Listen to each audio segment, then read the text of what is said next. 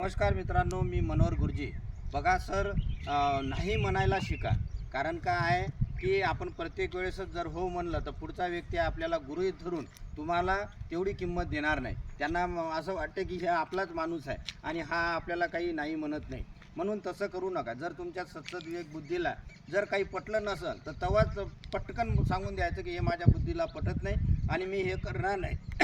जोपर्यंत तुम्ही असं बोलणार नाही तोपर्यंत तुमचं जे ब्लूम आहे हे कायम राहणार नाही. आणि आपल्या जीवनातली ब्लूम किंवा स्वाभिमानही फार महत्त्वाचा असतो. बघा सर, स्वाभिमानाशिवाय जीवन नाही.